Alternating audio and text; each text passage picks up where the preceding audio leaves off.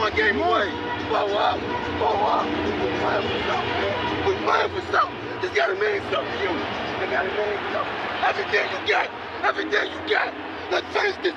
Do it, fellas. Let's go. Let's do it, fellas. Finish 2, 3. 1, 2, 3. Finish. I'm not worried about the world anymore. I've seen the world be my friend. I've seen the world turn on me. But at the end of the day, I've always been with me. God has always been with me. So being on this scale now, it's my time. It's always been my time, but now it's my time to actually do it for myself. You ready to make history? Come on now. Yeah.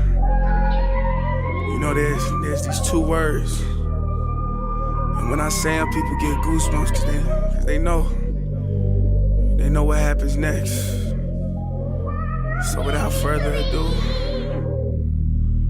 free smoke. Look, scared cause I'm drowning in silence with bad thoughts. These days I don't have nothing to say, man, the bag talks. I put in headphones on my driver. Pull up to the spot and give a good dick and Godiva. I can't lie, I'm uninspired. No more pillow talking about nonsense. I only stick around to put some band-aids on my conscience. I don't know why I feel so bad, nigga. That's what we do, no foundation. We don't build no more, we just screw. Half a bottle of Henny, girl, I'm going with the wind. The same niggas say they happy for me, ain't want me to win. So I'm done on my friends. Don't need help popping Coronas and reminiscing. I just call up Big Bro J and say it's time for venting. If I live forever, I hold this hate for some centuries. You don't know how much I have you doing what it meant to me, but motherfuck all that. I don't even offer up the time to make the call back. Stupid Lodo, if they don't get the picture now, man, I crop them out of the photo. I can't relate to my peers. Been doing this shit for years. I'm motivated by fears. I took the wheel and I steer. My sound not dictated by fuck boys in Atlanta. Stay gifted like this album was ghost written by Santa Bars forever, like they decided to throw me under Slammer. Every song's a hit like they picture me underhanders. I could drop a million songs, but they never gon' understand us. Soapbox sermons for niggas never giving chances. Fight our whole lives to get these weak ass advances. Work twice as hard for the shit that they getting handed. And this ain't even nothing we chose, nigga, we branded. Still can't tell why all of these niggas mad at me. I'm trying to get 100 so I can put my team on salary. Give it all to the art, man, I turn my life to a gallery.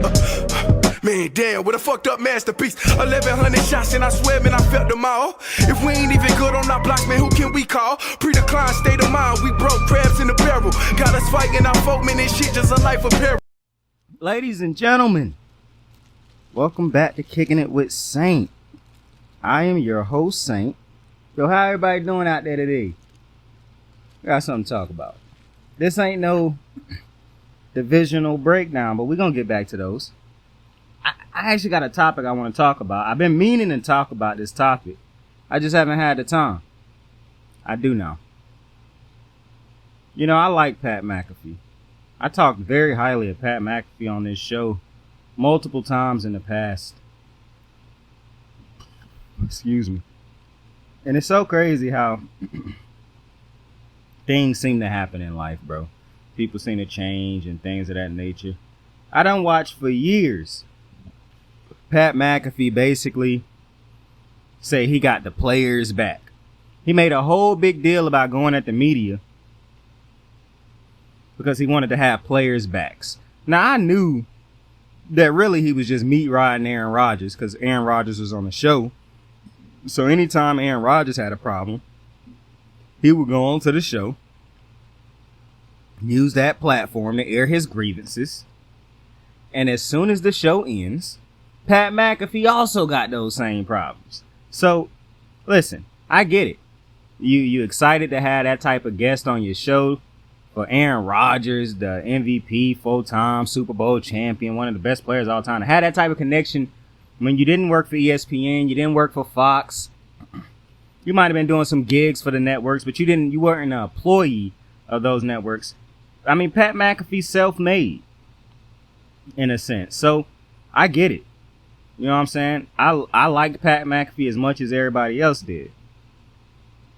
And you know, I really hate to say this, what I'm finna say next, but boy, has he already become an ESPN employee?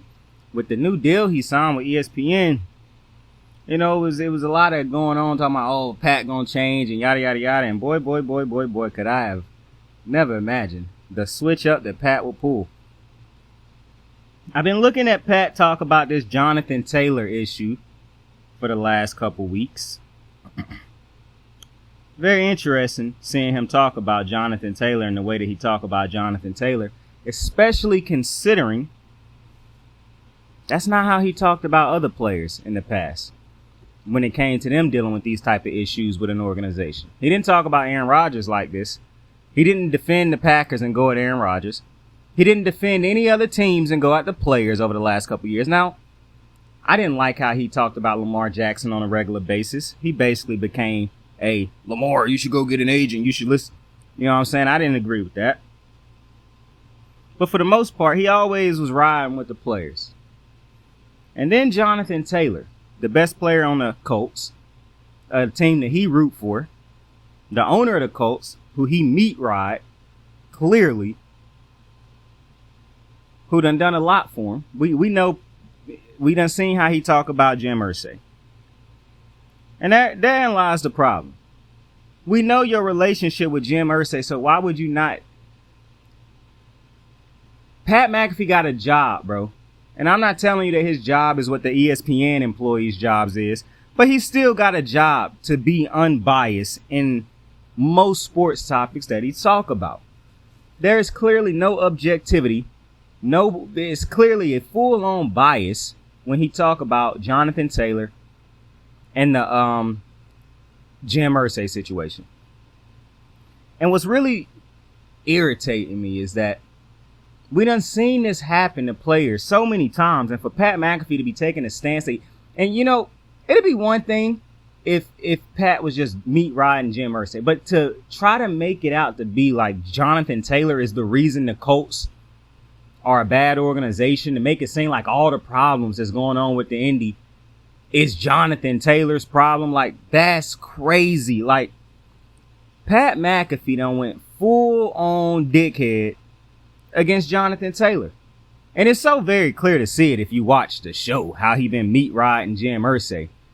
I don't see him taking shots at Jim Irsay for all the ignorance Jim Irsay do. When Jim Irsay getting the stuff off the field, I don't see him talk about that in a way and how that could affect the team with the owner of the team getting into stuff. I don't never see him talk about that.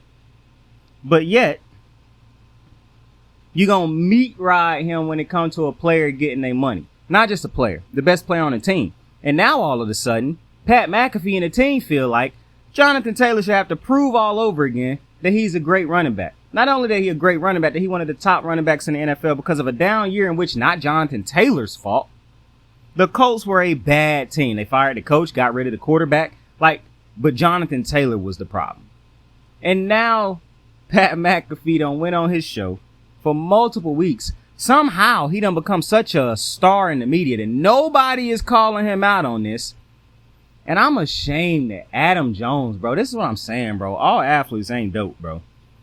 Adam Jones sitting on the show defending that shit on a regular basis, not speaking out, talking about some, and you know what's so sad or so ignorant and goofy hearing Pat McAfee say, you know, Jonathan Taylor talked about he loved the organization and yada yada. Bro, we done hear players say that all the time, and then when their money start getting played with, it's a whole different situation. You should understand that. You do understand that. You choosing not to understand that because it's your dad, Jim Irsay, calling the shots. So now this situation is completely different. Now Jonathan Taylor the problem. Now Jonathan Taylor the one who ain't doing being a team player. But the Colts could have paid Jonathan Taylor last year. They could have paid him the year before that. We know what it is with running backs. They don't have a long time to get paid. They probably got one good contract in them. But yet, Jonathan Taylor should just trust that a team that haven't shown him any reason to trust him. He should just blindly trust them with his money. He could get injured at the end, at some point in time this year. Do you think the Colts are going to give him the contract that he deserved? No. But sure, let's take the angle that people gambling on the team and whatnot is because of Taylor and his bad leadership and everything that he did. You know, Adam Schefter was calling Pat McAfee out on this, but he didn't go hard enough. The way Pat McAfee got past Jim Irsay's nuts so firmly in both cheeks is ridiculous right now. The way he got Jim Irsay's piece so deep down his throat right now, it's ridiculous. Let it out to breathe, my guy. It's a shame when players, not only, bro, this ain't even just a player, bro. Pat McAfee done been a big time guy in the media for a long time, for a while now, and a lot of the players look up to him as somebody who they can trust and yada, yada, yada. What is this? You telling me it's not players right now looking at this saying, yo, what is up with this motherfucker Pat? Yo, why is he going at Jim? I mean, why is he defending Jim Irsay like this? Oh, well, you know, Jim Irsay bought him a boat or bought him a plane. Hey, I hope Jonathan Taylor learning a lesson from this. It ain't no friends in this media game, especially when somebody you call your friend is dick sucking the owner, bro. It's just not. It's just not. And I hate talking about Pat this way. No, I don't. Anytime I see foolishness like this, bro, I'm going to call it out, bro. Point blank period. I don't care who do it. I do not like players or people speaking on players' money. I don't like it when they try to paint players to be the villains. I talk about this all the time, how the media love to turn guys into the villain. And now look at Pat McAfee. He got some moron on Twitter tweeting at people talking about something. I think the problem Colts fans have with Jonathan. Bro, Jonathan Taylor don't work for y'all. Y'all not the ones cutting him checks.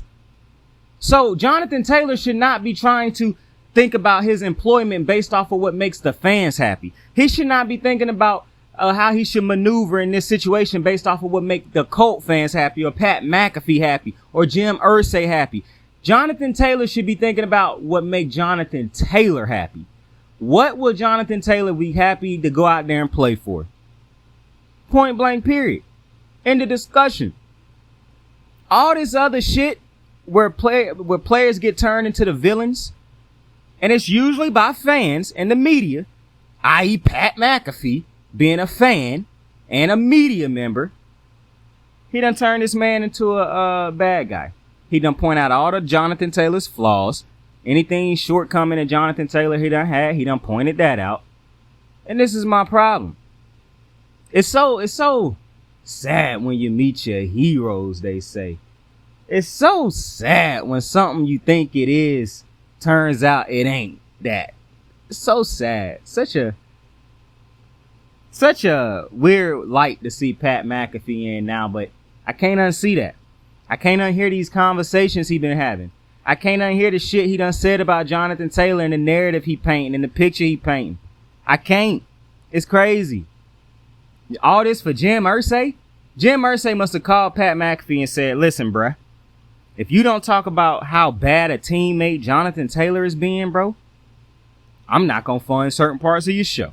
Or I'm not going to come back on your show. Or you're not going to have no more access to the Indianapolis Colts. How ignorant is that? Shit, if I'm Pat McAfee, I'd rather come out and tell people that that's what Jim Irsay did. Rather than come out there and shoot down Jonathan Taylor for no reason. Because he trying to make money. It's so crazy, bro. It's so crazy. And so sad.